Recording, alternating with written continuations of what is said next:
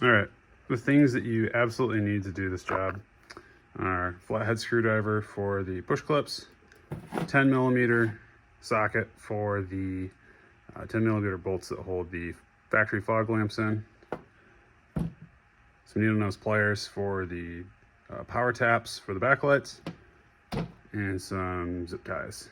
Some things that you don't necessarily need but make the job nice. I like to use some actual push clip tools. They make removing them sometimes to avoid breaking them easier. You can get these all over the place. I like to use a pick tool or have one handy just in case one of the heads of the clips breaks. I only broke one when I was doing this job, but this helps kind of pry the centerpiece out so you can get them out. Some right angle pliers, those can help get up underneath where the camera connector is to release that cable clip.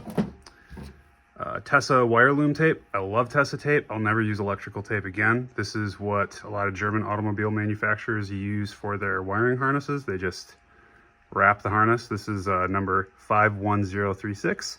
This is like the engine bay version. They also make an interior version, but yeah, it's nice to wrap the connection where you do the fuse tap. And then some dielectric grease for the clips for the backlight.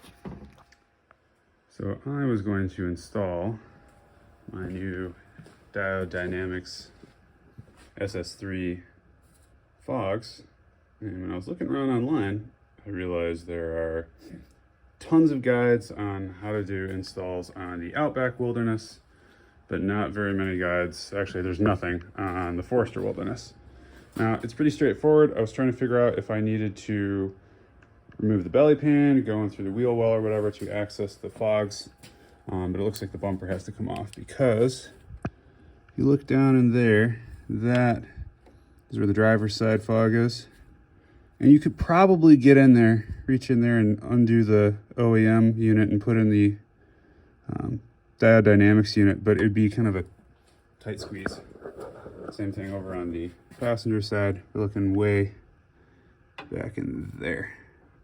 So doable, but I decided it probably would be easier, especially with the backlight wiring, to just get the bumper cover or the fascia off. So as far as how to do that, it's actually pretty easy. And I already got started on the clips, but along the top here, there are 4 clips here. 1, 2, 3, 4. There are then 2 more on the outer edge. 1, 2. So it's a total 6 up top. And before you go down to the bottom, the next tricky thing is you have to unclip the camera, front-facing camera wire. So you undo the connector there. But the tricky thing is undoing that clamp down in there. And the way that I did it, it's kind of tricky to tell.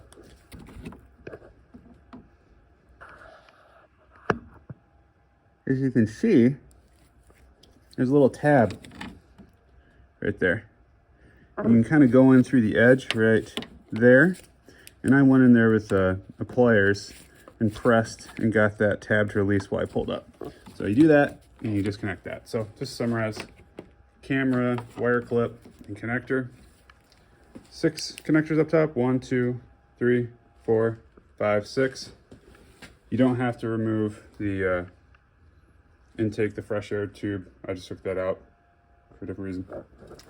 So there's a 6 up top. Then there is 1. I don't know if I can get up underneath here. Up right there. So there's 1 of those on each side. And then after that, there's 10 along the bottom. And they are 1, 2, 3, 4, 5, and then 5 along the other side. So from the center line, it's between the belly pan there and the bumper. I'll go on a wide angle, easier to see. There's 1 there, there's 1 there. That's the 3rd one, 4th, 5th on both sides. So that's 10 along the bottom lip there. You don't have to do these slotted looking ones. You leave those alone. You just do the other ones. I'll show you what they look like. So that's 10 along the bottom, 1 up under the liner on each side. So that's 12. And then the 6 along the top. So it's total 18. And the bumper cover should come up.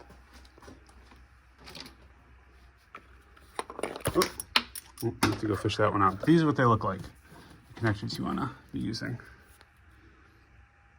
This is the style. I think in the factory service manual they're listed as C01.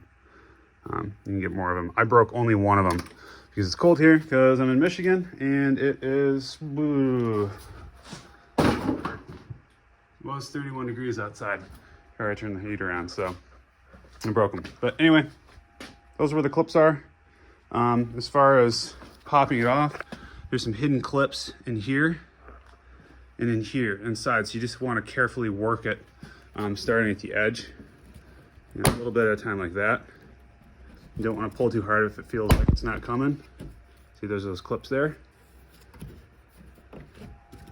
And then slowly work it a little bit at a time, pulling forward, and do that on both sides. All right, once you got your bumper popped off, or bumper cover rather, or fascia, I just put some cardboard down to not scratch it.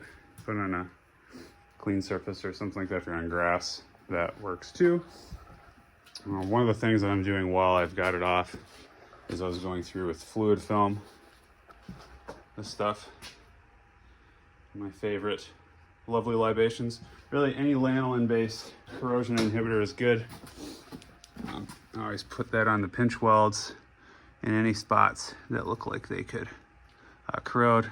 Even though this is a 22, there's a couple spots where just a little bit on like the bumper bar, there's a little bit of corrosion starting, because it's Michigan, we use tons of salt, blah, blah, blah, blah. So put that in the bolts and stuff. Anyway, so I was hitting all those spots, but there's your fog light wiring harnesses or connectors, the OEM. And then over here on the actual fascia, you can see the OEM fog lights. And those are connected with 3 fasteners. 2 are 10mm bolts, and then the other one is a twist push clip. So take that out, that slot in the top, you turn that counterclockwise, like almost like a flathead. You can even use a coin for that, and then pull up by the base of the connector. So I'm gonna go ahead and do that now. So I've removed this factory fog light on the driver's side, and you can see the metal speed clips for the 10mm bolts, and then the recess for the clip. And then here's your factory fog light. You can see the L for the left side, and there's the leveler.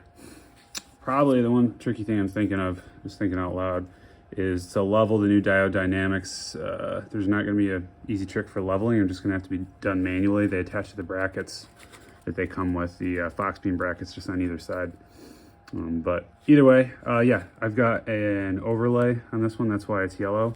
Don't throw these away and don't get rid of them. Why? Because when you eventually sell or trade in or whatever, you're forced to down the line, I like to swap the factory fogs back in, so then you can keep your diode dynamics units and put them on whatever vehicle you're putting them on from there. I used to have a GR-WRX and I didn't do that, and I'm regretting it. So I had to buy new ones for this one. If I would have kept them, I didn't have to buy new ones. I just need the brackets. So anyway, I'm gonna go do the other side now. A note about tightening these. Yes, these brackets are really nicely made. It's a super nice print. It looks like glass impregnated nylon or something, maybe even carbon, but either way, don't over tighten those. They don't need to be super tight. So I'm talking like, I put the Allen key in and like a finger and a thumb. And once you see it's starting to firm up, that's it. I mean, you could probably go a little farther. Shoot, if you really wanted to, you could put a thicker washer.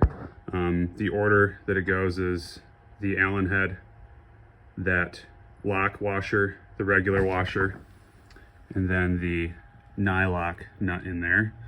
You could probably put a wider, almost like fender style washer under the lock washer to spread the load out. I might do that, we'll see. But as far as putting them in, I'll show you now. If you look at the housing, you'll see it's not completely circular, and there's like that little kink in the bottom right. That allows you to get the lamp in a little bit more easily. You kind of put it in sideways like that, and then rotate it and it will go in. But if you see, yeah, you can barely access that Allen head, and then the one on the other side, don't even bother. So I'm gonna see how that is as far as level. I'm gonna do that on both sides. For the location of the tap block, I'm using the side marker lights here. And the reason is, first of all, the daytime running lamps and the accent lights, I'm pretty sure they're controlled by pulse width modulation, which basically means you could potentially get flicker with the LEDs if you ran into that. Also, I like that the side marker lights are basically more controllable. Like you could ride around during the daytime with your lights on auto and have the backlights off. But if you flip your light switch to the parking lights, your backlights will come on. Also at night, when you are driving and you have your low beams on, these lights will be on, and so will those ones. So, yep, that's accessible. It's kind of tricky to get to. There is, on the passenger side, this fender liner. There's only 3 clips to hold it in. 1, 2, 3. Pop those out. And then you can loosen up the connector. It's back there. Zoom in right there. And I stripped some of the insulation on it. This piece, more this loom I should say, back, and it goes on the white and black wire. They're the white wire with a black stripe. I always test with a multimeter first, but I'm going to put it there. I tested, it works good. I'm now going to put a little dielectric grease in the connector and then wrap that with some Tesa tape and put it back in.